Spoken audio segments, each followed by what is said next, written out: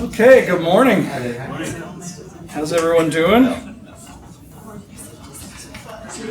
Nice and cool. Nice and cool, thank God. Yes. Hopefully by next weekend, false fall will be done and we'll be in real fall. I like this fall. Yeah. So it's going to be 90 before the end of the, like, what, Tuesday, I think, 90? Okay. This is going to be I think this is going to be a fun lesson today, and partly because I have no idea how it's going to go, which I think is going to make it even more fun. So we're going to be looking for the next few weeks at the flood and the Noah story, and I'll talk more about that in a minute. But I really can't start today without talking about what's going on in Israel.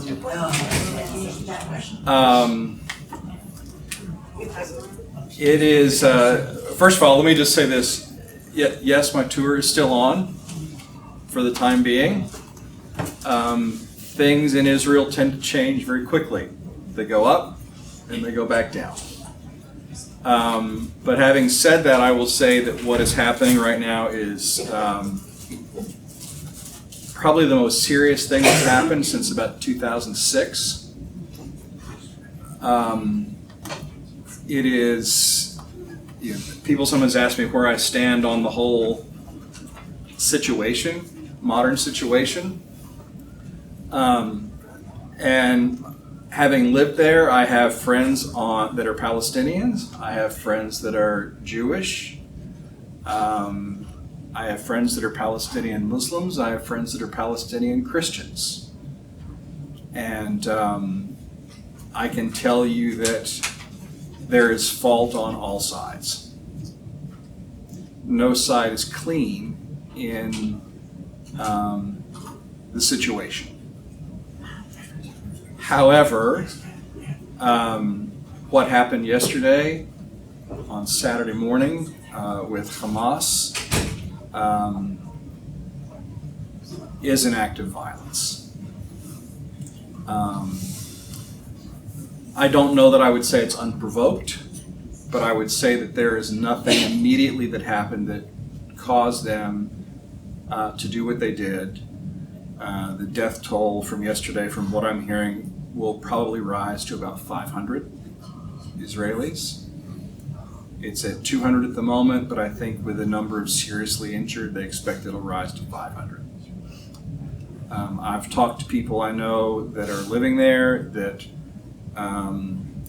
were leading tours there, like while this is happening. And I've talked to the people that I use on my tours, one of whom lives in Ashkelon, which is where many of the strikes hit. And everyone is safe, but they all, I can tell, feel this is a different one. So,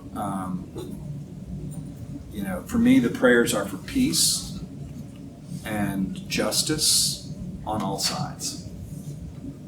And for the moment, my tour is still on. June is a long way away, and a lot can change. But we'll keep a close eye, and I continue to keep in contact with my friends that are there. So, any questions? Anything?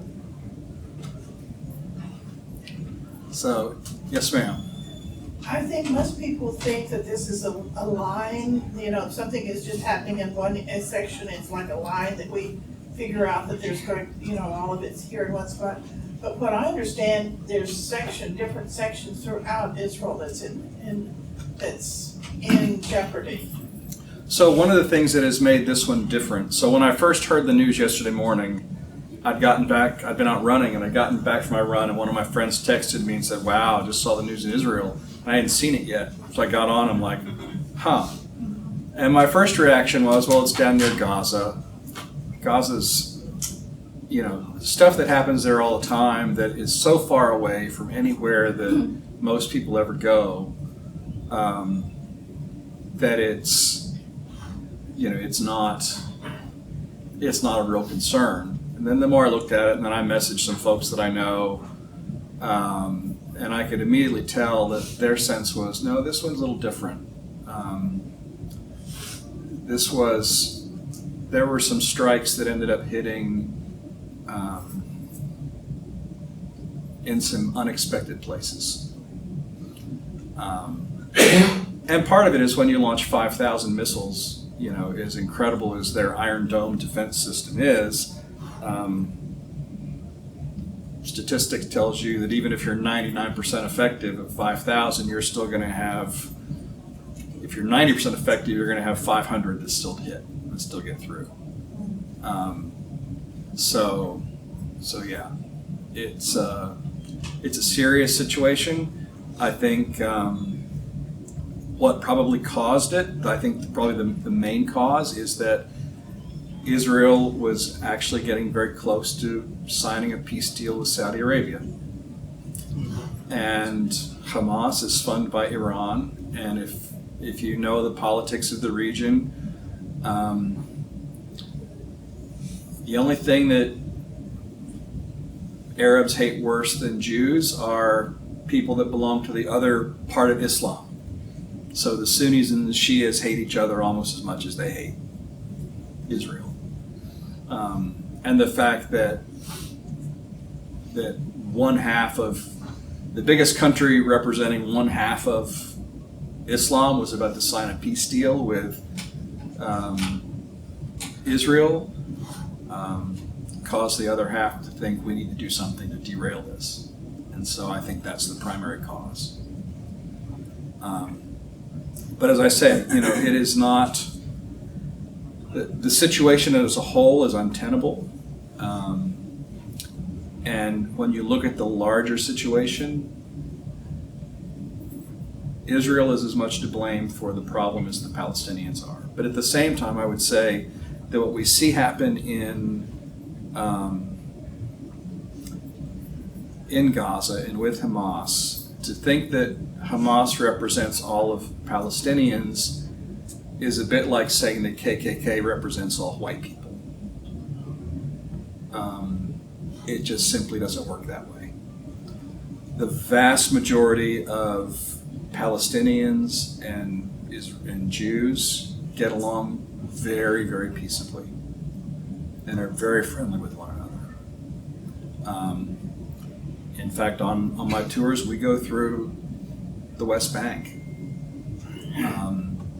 and we have never, ever, ever had any issues. I've spent lots of time in the West Bank, and I've never had an issue. In fact, when I lived there were some places we were told you can't go. But those places were bad neighborhoods. They weren't because we were free to go to the West Bank. In fact, we were encouraged to go to the West Bank when I lived there. Many friends have volunteered at Palestinian schools in the West Bank. So it's a tough situation. It's one that we'll see how things shape up in the next few weeks. I don't think this is going to resolve tomorrow. But I do think it will get resolved. And my optimistic nature tells me sooner rather than later. But we'll see. We'll see. Any other questions? Yes, sir. This may be a bigger limb than you want to go out on, but apart from the geopolitical, how do you see this in terms of God's covenant? And I know your perspective is quite unique. That's a very kind way of saying my perspective. No, I appreciate that. It's meant to be kind. Yeah. Thank you. I get very, very wary of trying to look at a specific event and saying, "Oh, this is that," this represents this, or this represents that, or this fulfills this prophecy, or this is whatever. I'm kind of mixed minds. I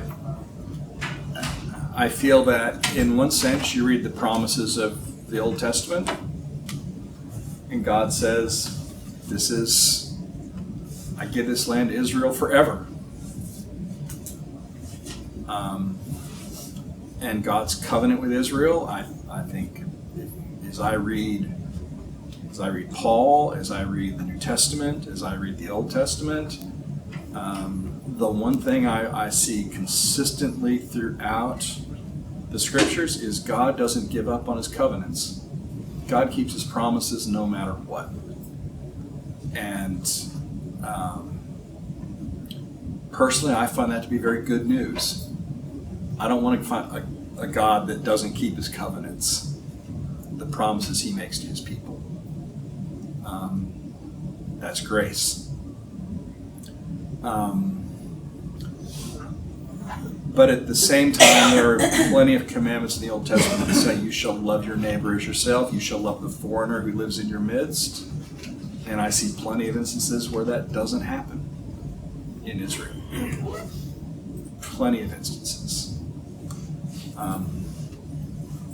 So I'm of a mixed mind. I get very cautious when I look at it and say, I'm nervous to say here's how I see God's hand, because I find that's better seen in hindsight than in the moment. At least in my own experience. That's my own personal opinion.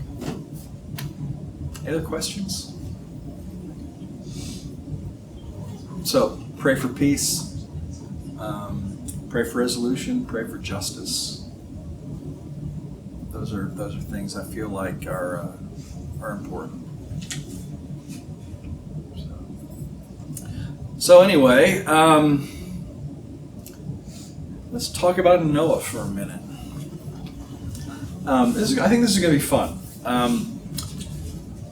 We've talked about how the Scriptures, what we say, have 70 faces. It's a rabbinic term that says take it and turn it over and over again as you study it. And it's like a gem that the different ways you look at it, the more things that you see. And so what I want us to do is I want us to spend a few weeks looking at the flood story through some different lenses. And I want to be clear, I'm not saying when we do this, I'm not trying to get us to say, oh, this is right and this is wrong.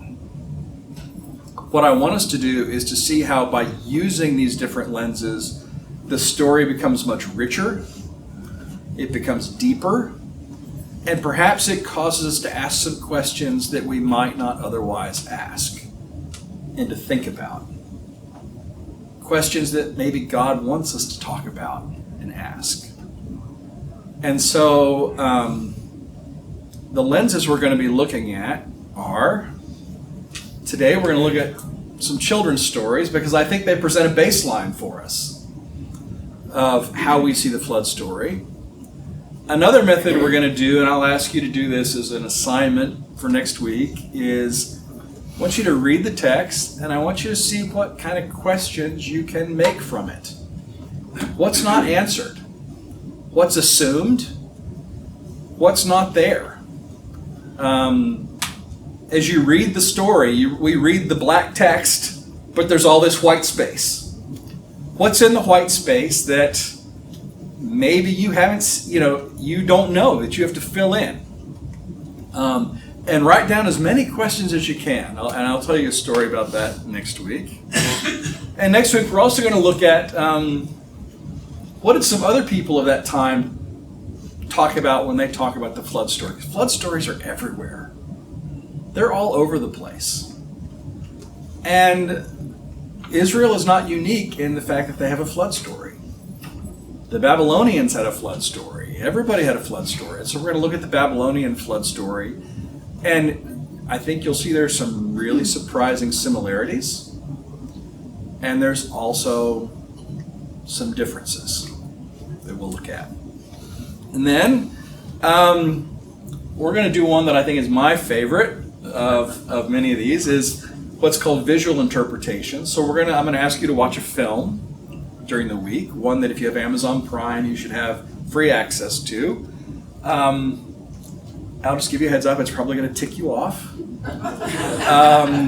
And then we'll talk about what this particular director is doing and why he may be closer to the truth than we may give him credit for. But anyway, we'll talk about that in a couple of weeks. So, I asked you all last week if you could remember to bring in your favorite children's book.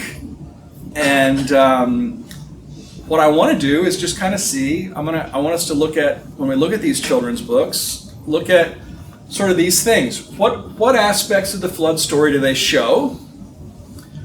What questions or issues do you think maybe are behind the book? Why is it that they write the story this way? What do they leave out? And then maybe what do we learn from that? And Jess, you all were kind enough to bring in your... That's an original. This is an original. Noah built this. This is the prototype. Okay. All right. So what do we have here? You want to just describe what we have here? Well, it's a toy we bought our kids and helping to tell the flood story a little bit when they were little. And it's just, it's a rendition of what the boat might have looked like. And then the animals 2 by 2. Okay. And then there's Noah and his wife, and there's just two kids there. That's showing it's a boy. And I guess it's a boy and a girl because okay. it appears to have on a dress. Oh, that is a dress. Oh, cool. Today we can. Okay. That would not be politically correct today. So do you see? There's a little dress, and then. Guys wore dresses then too. Yeah. Okay. Yep. Yeah. That's okay. Oh, thank you for saying that. So, what in the world does this imply? From the 80s. Okay. It implies our concept of what is male and female. Okay. And Midland, Texas in 1980. Midland, Texas, 1980. Okay. I'm assuming that the person with the little bowler hat on is Noah. Is that right? Okay. That's Mrs. Noah. Do we know what her name is, by the way? Noah's wife. Noah's wife. Okay.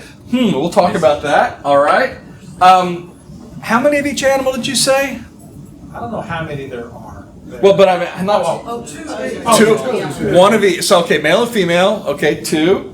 And they're all exactly alike except color, except it really threw me for a loop about the lions because they're not exactly alike because one has a mane and the other one does not. Interesting. Yes. But I wouldn't go arguing with him about his appearance. Okay. Okay. Very nice. Very nice. Then we have, of course, from my generation, the flannel graph. And you have to sing the song with it. Yeah. What is the song? Do you remember the song? No, it went two by two. Oh, yes. Oh, no. And then the arc. Oh yeah, the Archearch. Yeah. Rise and shine. Give God the glory. Glory. Okay. Yep. We have that. All right. I brought in 4 books that I got from SMU's library on the flood story. And I did this on Monday night. I had to teach the Introduction to the Old Testament class for the MDiv students. And so one of the things we did, in the span of an hour, I condensed what we're doing over these next few weeks. But it was really fun to get their reactions to some of these stories. So who brought a book, first of all? Okay. Mark, tell us about what does your book show? If you just want to kind of describe how it talks about the story. So this is a book for mothers and daughters. The daughter would be maybe 4 or 5 years old. Okay. It's appropriate. And it's the Noah story, but it's in the context of becoming a godly woman and wife. And Noah's wife is pretty, accommodating. And and also, you can see in the pictures, they're all happy, smiley faces. All happy, smiley faces. Okay. Even the animals. Even the animals are happy and smiling. Okay. Interesting. Okay. At the back. Do you all have one? Yes. What do you have? My first study Bible. My first study Bible. Okay. Yeah. So, my family lived at a time when everyone disobeyed God and made him sad. So it just talks about God being angry. The world was filled with too much violence. Will destroy everyone and everything. Okay. Okay. Male and female, two of every kind. So the rainbow. And the rainbow. Yes. That won't be on video, so you might want to repeat what she said. Okay. So it's got the rainbow. Yes. So there's violence in the world. God's angry. The first thing, Takes care of it. and then worshiping. When they got to dry ground, the first thing they did was worship. Okay. So the first thing they do when they get to dry ground is they worship, and it shows. I see a picture of Noah outside the ark and a giraffe's head sticking out of the ark, and Bird flying. and a bird flying. Okay. And so the book that Mark talked about has, let's see. I love it. So this is what it means to be a godly woman. Whatever you say, dear, is what Noah's wife says. Did a man write this book? Okay. Oh, wow. How old is that book? What year is this? Yeah. It's from Baker. It's from Baker Books. Wow. Okay. We need to bring that back up when we talk about patriarchy. Okay. Yeah. Right. Oh yeah, and it shows them going onto the ark. Oh yeah. So this is fun. As Noah put the finishing touches, there was a strange clumping sound. Mrs. Noah, I like how they say that, looked up and saw a parade of animals coming toward them. Noah, what's going on here? She cried. Did I mention that God is sending a few animals to go in the ark? Noah mumbled. With us? We're going in the boat with those wild, smelly animals, Mrs. Noah wondered. We'd better. Flood coming, Mrs. Noah looked at the lions and bears and spiders. Did there have to be spiders? She smiled and took Noah's hand. Whatever you say, dear. Oh my goodness. Oh my goodness. Clearly a fairy tale. Yeah. Did that work with your kids? Wow, that's what. Oh, and it shows. Oh, this is wonderful. It shows. There's a photo here of Mrs. Noah holding a skunk, with parrots looking on and all sorts of food, and then of course she's doing laundry. Oh, that's wonderful. What's that? You said photo? Oh, did I say photo? Okay, there's a picture, a drawn, illustrated image, a fictional reenactment, figment of someone's warped imagination, fantasy. Okay, did I see a couple? Okay, yep. Tim, what do you all have? This is my first Bible board book, Noah and the Ark. Okay. And it's tells the story. The majority of it looks like all the different kinds of animals that came on the ark, 2 by 2. Okay. Lions, tigers, wolves, foxes, Oh my. cats, rats, flying bats, all came aboard the ark, 2 by 2. And there's pages of that, and even as the ark floated higher and higher upon the water, whales and dolphins, seas and walruses and fishes swam 2 by 2 beside it. Oh boy! Oh my goodness! Even 2 by 2 beside the ark. Wow. Okay, Andrea, did you all have one? Yeah, it's pretty much like, it's basic, kind of Okay. like, it's just the facts. And Just the just the facts. Okay. but a nice illustration, but it basically, God is sad, God was sad, he was sorry he made people, build it out of gopher wood, make rooms in it, make 3 decks and cover it with pitch so water can't get in. Build a door on the side, make 1 window. So it's a 2-page, Okay. basic. 2-page synopsis. Yeah. Okay. Yeah. All right. So I passed out a few books. I see if do they all make their way up here? So They all got passed. how'd they all get passed up? So if someone wants to look at did someone have these that was looking at them? Interesting one. It's an African version. You had the African one? 1916. So you want to kind of pass that one back to her for just a second? Did you all have one that I gave to you all? Was it that one? We just passed the bigger. Oh, you just passed it? Okay. Who else? So you had the African one?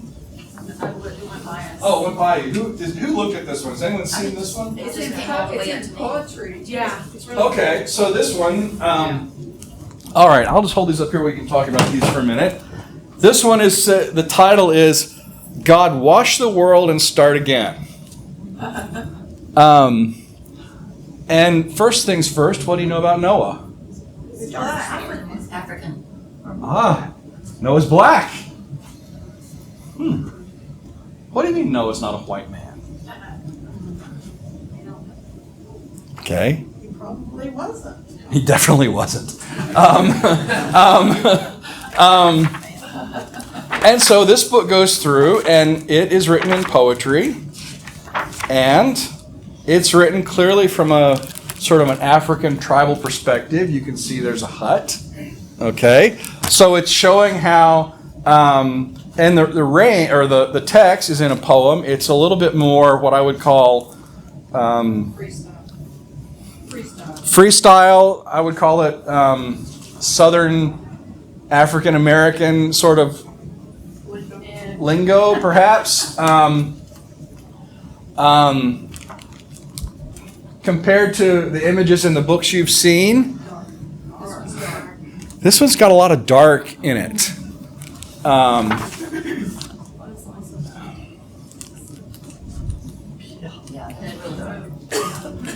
So this brings up an interesting point. In the stories we've looked at so far, what's missing? All the dead people. Dead people. Yeah, dead people. Dead people. People who died in the floods. Anyone who died in the flood. The animals who died in the flood. Not mentioned. Not shown. Now, I'm not saying that we should be telling our kids that. I'm just simply saying we look at what's left out. Well, mine does say, I will destroy everyone and everything. Okay. And then it goes on to say, I will save you because you obey me. Save you because you obey me. That's what he said to Noah. Okay. So that's an interesting thing. So it equates for Noah, the reason God chooses Noah is because he does what? Obey. Okay. So if you think back to the story, and I'm relying, there's a reason I didn't have you read the story for this week, because I want to rely on your memory of how you think you remember the story. Does the Bible say that God chose Noah because he obeyed God?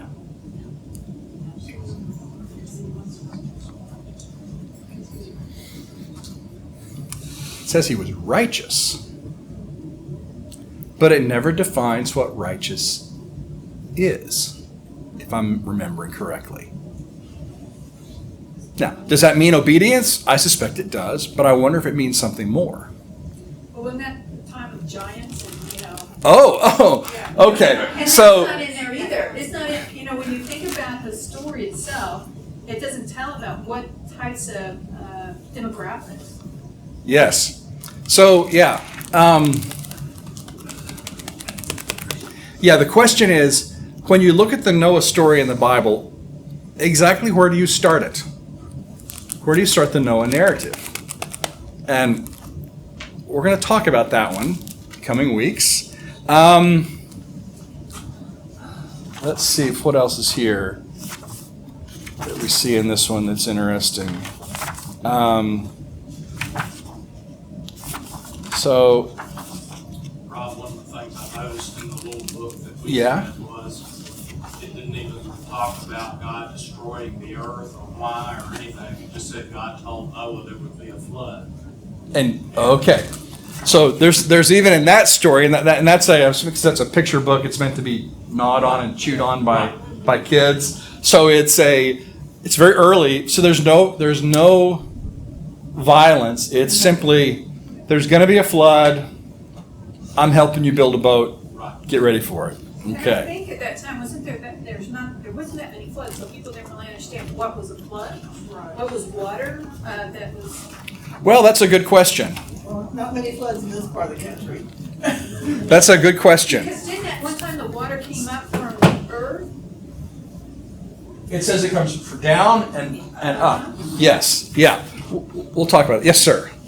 One thing about that book in particular that I like is that it shows, you talk about white space, it kind of fills in some of the gaps. It shows Noah shoveling manure. It shows them preparing food, carrying food for the animals. Okay. But the other thing that, in particular, it shows multiple pairs of the animals, which we tend to think, 2 by 2, but it was 7 pairs of each Clean clean animal. animals.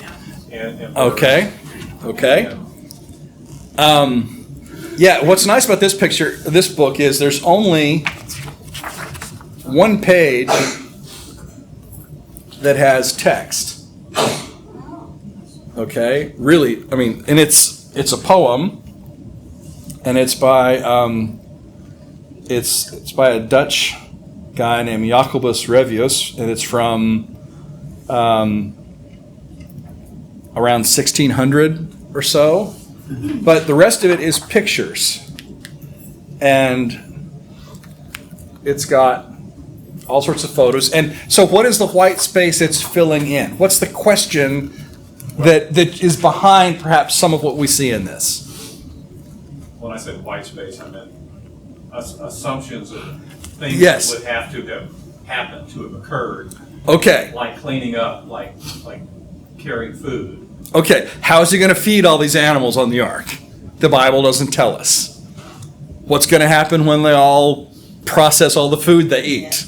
Okay, because I think the Bible says that it just had a window. A window. That's a pretty big throw. Not a lot of ventilation either. Not a lot of ventilation if you think about that, okay? I find this interesting. So there's a photo here. Most of the animals, you see them, they're just kind of running in, okay? But of course there's a donkey, it would have to be a donkey. He's having to be pulled in, right, because he's stubborn, okay? So the question of did the animal go willingly or was there some coaxing involved? It's kind of fun to see the animals. There are snakes and lizards and The other thing is, how did they capture the animals? How did they get them? How did they stay? Or God just pushed them through? Yeah. And it's very, has anybody been to the Ark in Kentucky? I have not. Oh, you gotta go. Yeah, it's like putting this in a visual, Yeah, it's the ultimate visual, Yeah. and it's also the ultimate interpretive too. yes. My Okay. dad said the only scriptural deviation was that it had air conditioning, but he was fine with that. Yeah, it has air conditioning. Okay. So one thing that the whole thing about the circle of life, how did all of these animals decide to be side by side and get along with each other? Yes. Aha. Yes. Very true. Very true. Yeah, this is interesting. So it shows sort of the stages, right, of the water filling up, and it shows a town underneath, right, and the boats up here. I thought that was kind of cool. And then, yeah, they're feeding all these animals, right? And there's bedding. There's all sorts of stuff that has to go into this. Okay. Some animals don't eat grass. Some eat. Yes, some eat each other, right? So how do you? Yeah. Problem there? Did they carry on extra animals of a certain sort to feed? That's where the 7 pairs of things. Yeah. That's the other thing, is you don't know what kind of instructions God gave Noah for the animals. I mean, it doesn't go into detail, so Yeah. it's kind of interesting about, like I said, filling in that white space. They just hibernated. And so now this one is interesting. So it seems to go against a little bit the clean and unclean animals because there's a whole passel of owls. Now maybe those are all different kinds of owls. I don't know. But that raises another question. Okay, how was it 2 great horned owls and 2 barn owls and 2 little pygmy owls and 2, when you start to count up animals, okay, all of a sudden, There's a lot of animals out there. there's a whole lot of animals. And could a boat really fit that many animals is a question. So then, of course, there's the assumed, and I think we see it here. We see it here. Do you notice anything common? I bet I could pull all these books and it'd be almost the same. The big door in the middle or what? There's the big door. All the arcs look the same. They all look the same. Because the dimensions have to be just right for buoyancy. Yes, but does it have to have this big arced keel? But that looks so much better when you're drawing it. Okay. Let's see. The one that you're back with the thing is kind of flat. Say that one more time. Oh yeah, this book, This one, the animals, Flammable. No, that one The there. boat, yeah. That one is flat. It's a little more square. Yeah. This is one I think this is kind of fun. The title of this book is called Naame and the Ark at Night. Okay, and it shows. It's fairly simple. And it starts where the flood's already happened. And it says, as rain falls over the ark at night, as water swirls in the dark of night, as thunder crashes and screams and seams of night, as Noah tosses in dreams of night, as restless animals prowl at night, as they pace and roar and growl at night, Naame sings all through the night. Who's Naame? Mrs. Naame is Noah's wife. And I believe that comes from the Book of Jubilees. The Book of Jubilees, which is written 300 BC. There's actually a lot of writing in that period about the flood. And they were asking the same kind of questions that maybe we should ask. And one of them is, who's Noah's wife? Naame is mentioned in the Bible. She's mentioned in Genesis. She's the daughter of Tubal-Cain. And somewhere in Jewish imagination, she becomes the wife of Noah. And she sings and strokes their hair at night. She sings a bedtime prayer at night. I find this a little bit interesting compared to this book. What do we notice about Mrs. Noah? She's She looks like Mrs. Sam. yeah, looks like maybe she lives back at the facility behind us.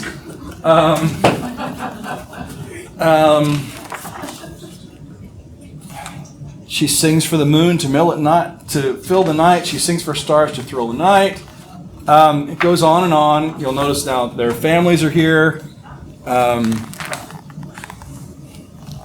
Very hipster Calvinists with their long beards. But anyway, what's the question it's dealing with?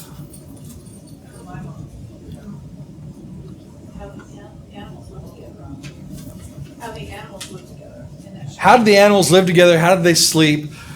The storm had to be a pretty scary sort of thing that might cause a lot of disruption.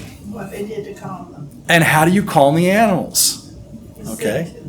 Another question. Well, God sent the animals God sent them to Yes. Noah rather than the other way around. Correct. But it raises questions about what happens when they're on the ark? And what's going on the ark? How do they feel about being on the ark? Those are sort of the questions that come up. Again, another boat that looks very similar. It's like we've got this style of boat. I'd love to know who it is that first came up with that sort of style of boat because it's everywhere. Wasn't it Noah? Yeah. It's kind of like, all of our images that we have today of Santa Claus, it's Coca-Cola. It's all Coca-Cola's fault, right? In the 1920s or 30s, they made this image of Santa Claus and it stuck. So my question is, what do we learn from these stories? What is it that we leave out of the story when we tell our kids? The destruction. The destruction, the pain and suffering. Almost all of these books, I think there's one exception in these books. Here's one. This is this Noah and the Great Flood.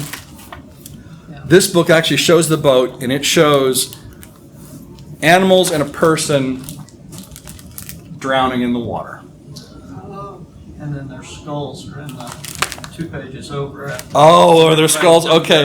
I don't have time to show it, but if you want to go online and look at something kind of fun and entertaining, it's called the Brick Bible. Have you ever looked at it? brickbible.com. It's also called the Lego Bible. Pure gold. They have little skeleton Lego creatures everywhere in the story. It's not for your kids. There's some really interesting, they've done almost the entire Bible. It's not child friendly, but it is really a graphic visualization of certain Bible stories. Anyway, so they leave out the violence. What else?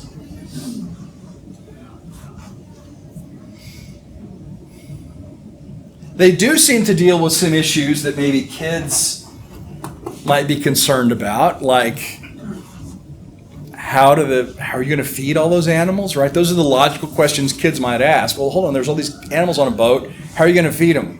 Where's all the poop going to go? Right? It's a very kid question. Did they get scared at night in the big storm?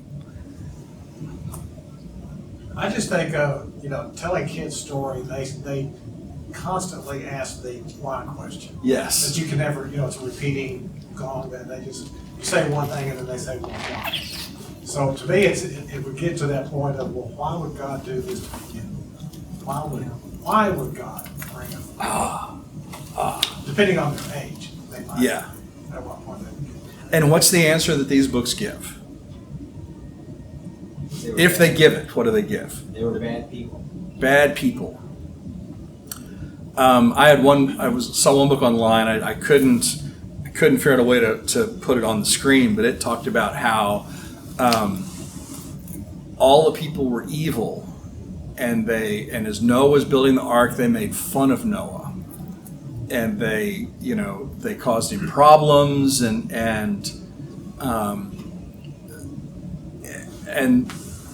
so you kind of almost get the sense, well, Noah is justified in what he's doing from that. So next week, what we're going to look at is, what I'd like you to do this week is, let's see, go here first.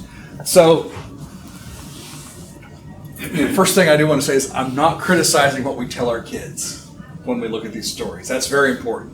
But what we tell our kids really is the starting point of what we do with this story. And my fear is that for many of us, with most of the Old Testament, particularly with stories like this, do we ever move beyond this understanding? Or do we get ourselves content with what we teach the kids? Rise and shine, give God the glory, because, Noah built the arky, and do we not look deeper at the story to engage with it in a way that perhaps is more adult? And so what I want you to do for next week is, I'd like you to start in Genesis 5:28 and read through 9:28. Okay? Read the story. It's not very long. If you can, read it a couple times. And I'd like you to read it with sort of a critical eye to ask yourself, what questions do I have? We've raised a few here, like, how do the animals, what do they do on the ark? How do they eat? They're on the ark a long time. And I'd like to see sort of what questions you can generate. And then what we'll do is, look at the white space. That's the big important part. And we're also going to look at what the Babylonians wrote in their flood story. It's called the Gilgamesh epic. And there's some things in it that are the same or very close, and there's some things that are different. And we're going to talk about some of those differences and some of the similarities and see what we can learn from looking at that story too. I think you'll find if you can write a bunch of questions, just think about it. What questions? And they can be anything. Don't, anything. And then we'll see what comes from that. All right. Thank you all very much for participation. Thanks for those that brought in books and models. And we will continue next week.